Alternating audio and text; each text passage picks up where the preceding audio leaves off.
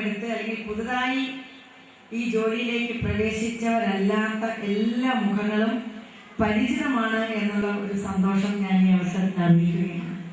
തീർച്ചയായും എല്ലാവരെയും വീണ്ടും കാണാൻ കഴിയുന്നതിനുള്ള സന്തോഷം രേഖപ്പെടുത്തുന്നു. അതോടൊപ്പം ഇവിടെ പറഞ്ഞവരൊക്കെ തന്നെ ചില തെറ്റും സംഭവിച്ചിട്ടുണ്ട്. ഞാൻ കോൺഗ്രസിന്റെ അഖിലേന്ത്യാ സെക്രട്ടറി ആയിരുന്നു, അഖിലേന്ത്യാ ജനറൽ സെക്രട്ടറി ആയിരുന്നില്ല.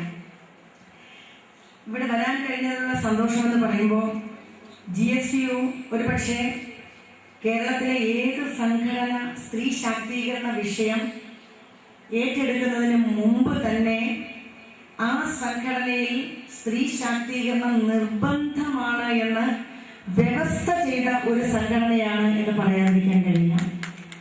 ഏറെ വർഷങ്ങളായി ഒട്ടേറെ കാര്യങ്ങളെ സംബന്ധിച്ച് ചർച്ച ചെയ്യുകയും GSU അംഗങ്ങളായിട്ടുള്ള നമ്മുടെ പ്രിയപ്പെട്ട സഹോദരിമാരെ വിവിധങ്ങളായിട്ടുള്ള വിഷയങ്ങളിൽ വേണ്ട രീതിയിലുള്ള പരിശീലനം നൽകി സമൂഹത്തിൽ സമർത്ഥരായ അധ്യാപകരാക്കി മാറ്റി അതിലേറെ മികച്ച സാമൂഹ്യ പ്രവർത്തകരാക്കി മാറ്റുന്നതിലൊക്കെ നടത്തിയിട്ടുള്ള ശ്ലാഘനീയമായ പ്രവർത്തനങ്ങൾ അംഗീകരിക്കാതെ ഒരു സംഘടനയ്ക്ക് മുന്നോട്ട് പോകാൻ കഴിയും.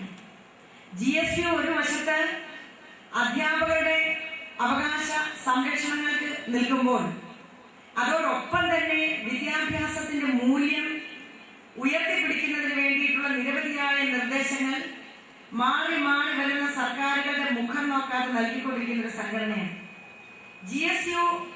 ഇന്ന് ഒരുപക്ഷെ സർക്കാർ തലത്തിൽ ഇത്രയേറെ ശക്തമായി പ്രവർത്തിക്കുന്ന മറ്റൊരു സംഘടന പോലുമില്ല.